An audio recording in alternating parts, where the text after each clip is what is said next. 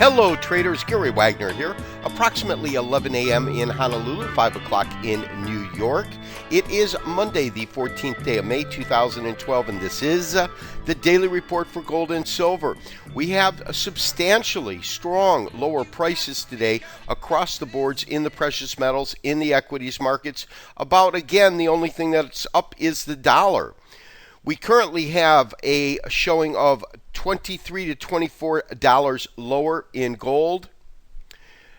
Spot right now is trading at $15.5750 with a low of $54.40 and a high of $83.20, putting it down about 1.5% on the day. Cash price, as you can see, current print on June gold is $15.56.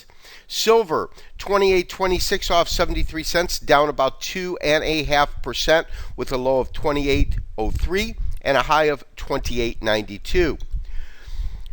It has been my belief that ever since we broke through this compression triangle that we would see drastically lower prices. We have really been seeing that. The high here, 1639, that is a 23% retracement, and it's 23% retracement off of the large move that began back in 2008. If we look at it this way, we talked about this pretty much in detail on Friday, so I'll just quickly cover it. But that is the fact that, as my belief is, as soon as we broke through that, we had a good opportunity to see lower prices. What am I looking for right now? Well, honestly, I think that it has a very, very good opportunity now to retest this low, and this low right here is about 1520. On today's show, I want to look at a wave count right now that I think is probably most appropriate for the gold market, and it will give us an idea of what's ahead and really how to plan these next series of trades. Traders, my aggressive traders have been short for a while. If you're short, I believe you can maintain that short, as I do believe that we'll see gold probably go and test 1520, and that is a match of this low here. Now, how does that all figure in? Well, what I'm looking at, and this is a real long-term view of the market, very, very long-term view of the market. And originally, I had believed that what we were seeing was what's called a triangle correction, in where you get 1, 2, 3, 4, 5, and a final thrust up. My sense right now is that this wave 4 that we're looking at is probably developing into a basic ABC, but it's a lot more protracted than we originally thought. In other words, we hit our record high. This is up at 1920, comes down and makes this low. This is 1520, comes back up, makes secondary high. I believe this is 1802 was a high, and now we are on our final C wave down, which would complete this major fourth wave and signal a return to an impulse phase, in which we would start that cycle all over again if we continue in a bullish market. And my sense is that we are still in a bull market. Now, there can be no doubt we broke through a real critical area, and that's what we've been talking about right in here, as the market breached and broke through this particular long-term support line. However, when we take a look at the way the market's moved and the high that it got, meaning when we hit this 1920, this tremendous wave up here, from there the retracement was drastic. The original A wave went about $400, 1920 to 1520. When it came back up, in terms of what it got back a good percentage, because you see what it really does is it goes to this upper channel line here. And it had been trading within this channel for the greatest length of time, except for this one breakout above it. But this signal right in here, when it broke through that, that's telling me that this C wave itself is going to either A, retest that 1520 area, because the next place for it to go is a really strong retracement below 1500 around, I believe, 1482. And the best way to look at that is going to be our Fibonacci retracement, and that's back at this chart. You see, we broke through this 23% level. So the real next level, assuming that it does trade lower and go to 1520. If it then bounces back up, we have completed what is simply called a flat. A flat is where we have a low in A and a low in C that are about equal.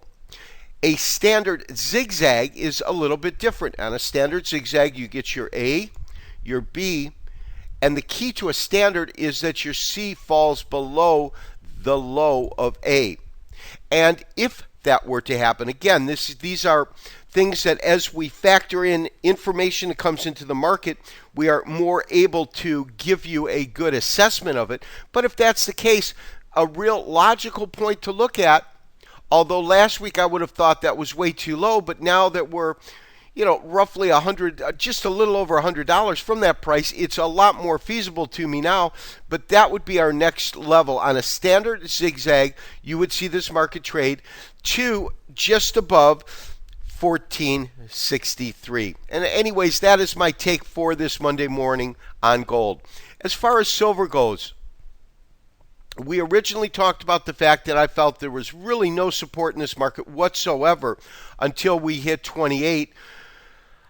Traders were real close to that right now. We're trading 28.13. So where could this market go overall? Well, I really think that we're going to be, if you're short, stay short, but between 25 and 26, let's say, is going to be a point that I look at for support.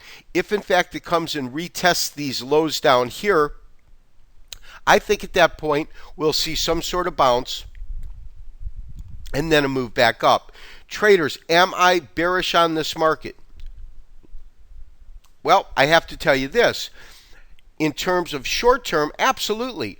We have the European Union crisis that we believed would influence some safe haven buying, and what it did was we had a flight to the treasuries in the US dollars. In other words, it's been acting as a risk-on, risk-off investment, and we're not seeing buying the dip mentality, we're not seeing safe haven buying, and we're seeing a flood to the dollar. Now, what interests me about that is if you take the collective debt of the European Union, and by the way, the European Union as we know it is changing day by day, but you get a collective debt of approximately a negative 4%, meaning if you take all of the combined gross domestic products, the GDP, and their annual budgets exceed what they take in by about 4%. Now, compare that to the United States. The United States is running a deficit of about 8%. So, whereas we have a $15 trillion GDP, we're spending 8% more than that. Now, when you look at that in terms of its place and perspective, you relate that to the European Union debt. The European Union debt is tremendously bad. Ours is double that. When will that information factor into the market as they historically buy up these US dollars like there's no tomorrow? Traders, I think that at some point, if we see it really get bad in Europe, and the opportunity is there can be no doubt that at some point I believe safe haven buying is going to come into the market, and I believe that you're going to see buying the dip mentality. Well, where will that come? Those are the points that we pointed out today. This has been Gary Wagner, wishing you as always good trading. We'll talk to you tomorrow for another daily update and review. Bye-bye.